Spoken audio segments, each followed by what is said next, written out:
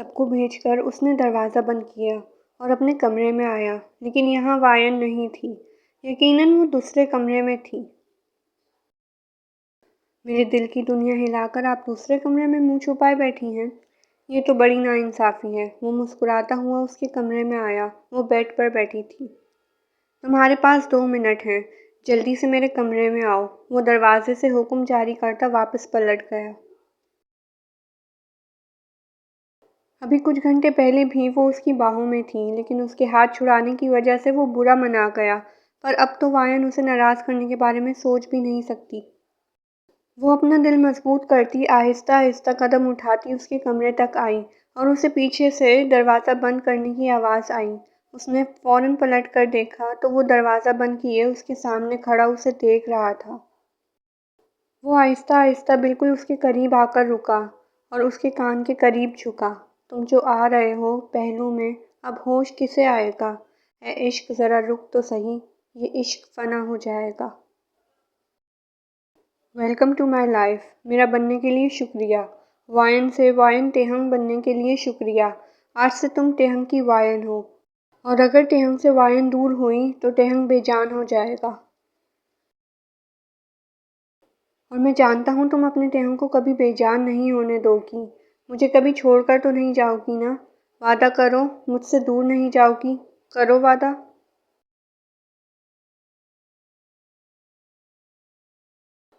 اس کے بالکل قریب کھڑا اس کا چہرہ اپنے ہاتھوں میں لیے اس سے وعدہ مانگ رہا تھا۔ وائن نے بس اپنی نظریں جھکائیں جب تہنگ کی گرفت اپنے چہرے پر ذرا سخت ہوتی محسوس ہوئی۔ اس نے تہنگ کے ہاتھوں پہ اپنے ہاتھ رکھے۔ کرو وعدہ کہ مجھ سے کبھی دور نہیں جاؤ گی، چاہے کچھ بھی ہو جائے۔ وعدہ؟ وہ بامشکل اس کی نظروں کی تاب نہ لاتے ہوئے بولی۔ تھینک یو سو مچ وائن، تمہیں اتنا پیار دوں گا کہ میرے علاوہ کسی کی بھی ضرورت نہیں پڑے گی۔ اس کے کان میں سرگوشی کرتے ایک جھٹکے سے اسے اپنے قریب تر کیا۔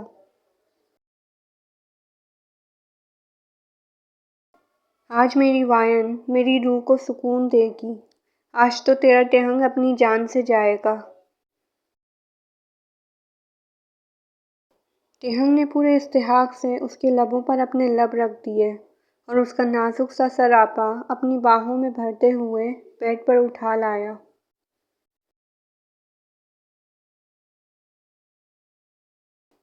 تمہیں پتہ ہے وائن، تم سے پہلے میری زندگی میں کوئی خواہش نہ تھی، لیکن جب سے تم میری زندگی میں آئی ہو، تمہیں چاہنا، تمہیں پیار کرنا، بس تمہیں ہی سوچنا، تمہارا بن جانا، اف کتنی خواہشیں جاگی ہیں دل میں۔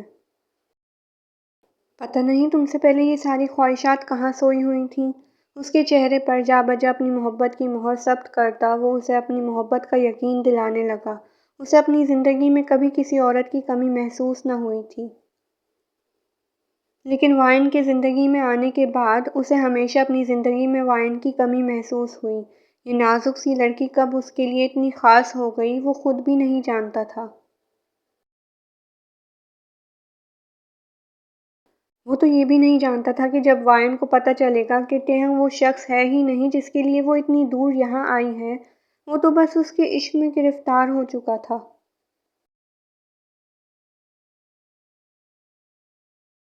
اسے وائن چاہیے تھی، کسی بھی قیمت پر، چاہے اس کے لیے اسے اپنی جان سے ہی کیوں نہ جانا پڑے، مگر یہ تو طے تھا کہ وہ وائن کا نام اپنے نام سے کبھی الگ نہیں ہونے دے گا۔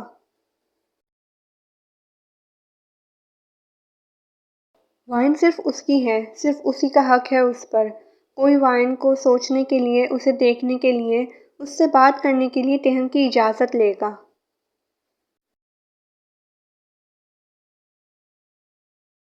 تہنگ کی شدتوں اور جسارتوں سے گھبراتی، اسی کی باہوں میں پناہ لیتی لڑکی اسے دیوانہ کر گئی۔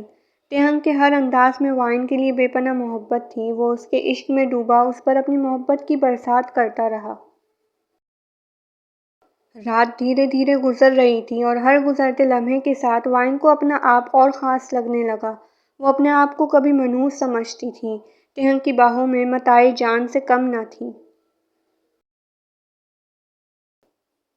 وہ اس کی باہوں میں پرسکون نیند سو رہی تھی جب اذانوں کی آواز گونجنے لگی۔ اٹھو میری جان، نماز کا وقت ہو گیا ہے۔ اس نے آہستہ سے اس کے کان میں سرگوشی کی۔ تہنگ اسے اپنی زندگی میں شامل کر کے ایک پل نہ سو سکا۔ وائن کے سونے کے بعد بھی اس کے ذہن میں بس ایک ہی بات چلتی رہی، کیا سچ جاننے کے بعد وہ اس سے نفرت کرنے لگے گی؟ جس طرح اس کے اپنے اس سے دور ہو گئے، وہ بھی اس سے دور چلی جائے گی۔ اس کے ذہن میں اٹھتے ہر سوال کا جواب نہیں تھا۔ وہ کبھی اسے خود سے دور نہیں جانے دے گا، اسے کچھ بھی پتہ چلنے ہی نہیں دے گا، وہ اسے کبھی ان لوگوں کے پاس واپس جانے ہی نہیں دے گا جہاں سے وہ آئی تھی۔ اگر وہ ان لوگوں سے کبھی ملے گی ہی نہیں تو اسے پتہ کیسے چلے گا؟ تہنگ اسے ان سے دور کر دے گا جن کی وجہ سے وائن اس سے دور ہو سکتی ہے، اور یہ فیصلہ کر کے وہ کچھ حد تک پرسکون ہو چکا تھا۔ اٹھ جاؤ جان، یہ نہ ہو تمہاری نیند کی وجہ سے تمہاری نماز قضا ہو جائے، پھر کہو گی کہ میری وجہ سے ایسا ہوا ہے، جبکہ میں نے تو تمہیں تنگ بھی نہیں کیا زیادہ۔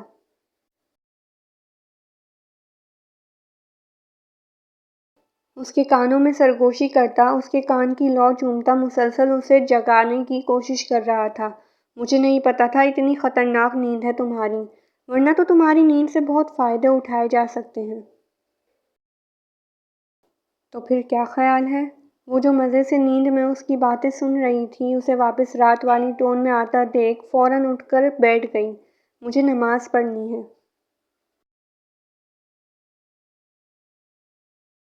اس سے پہلے کہ وہ دوبارہ اس کے ہوش ٹھکانے لگاتا، وہ بھاگ کر واش روم میں بند ہو گئی۔ اب تو تمہیں بھاگ کر بھی میرے ہی قریب آنا ہے۔ اٹھ کر بیٹھا اور بیڈ کی کریوان سے ٹیک لگاتا ہوا واش روم کے دروازے کو دیکھتا رہا۔ وائن فریش ہو کر باہر آئی تو وہ اسے دیکھ رہا تھا۔ ایک شرمیلی سی مسکراہٹ نے اس کے لبوں کو چھوا۔ آپ اگر مجھے ایسے ہی دیکھتے رہیں گے تو میں باہر جا کر نماز ادا نہیں کر سکوں گی۔ وہ ہلکا سا ممنائی۔ نوٹ کر رہا ہوں، کل رات سے تمہاری بولتی بند ہو گئی ہے۔ ایسا بھی کیا ہو گیا رات میں؟ وہ شرارتی انداز اپنائے اسے نظروں کے حصار میں لیے لیٹا ہوا پوچھ رہا تھا۔ میں باہر جا رہی ہوں۔ شرماتی ہوئی جا نماز اٹھا کر باہر جانے لگی۔ ارے یار، میں نے کیا کہا؟ بس پوچھ ہی تو رہا ہوں کہ ایسا کیا ہو گیا رات میں۔ اچھا ٹھیک ہے، اب میں کچھ نہیں کہوں گا، تم آرام سے نماز پڑھو۔ وہ مسکراتے ہوئے نظر پورے کمرے میں گھمانے لگا۔ وہ کافی دیر کھڑی اسے دیکھتی رہی، لیکن وہ اس سے بالکل بے نیاز ظاہر ہونے کی کوشش کر رہا تھا۔ وائن نے وہیں جا نماز بچھائی اور نیت باندھی۔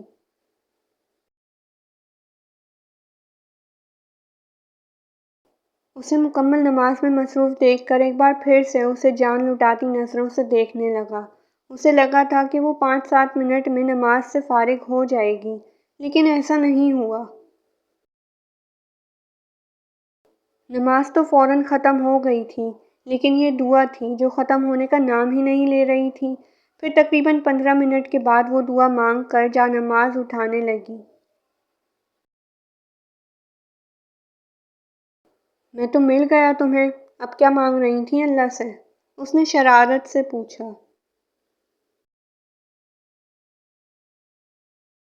مانگ نہیں رہی تھی، تھینک یو بول رہی تھی۔ انہوں نے میری سن لی تو تھینک یو تو بنتا ہے۔ کر اسے جواب دیتی وہ اس کے لیے ناشتہ بنانے باہر نکل گئی۔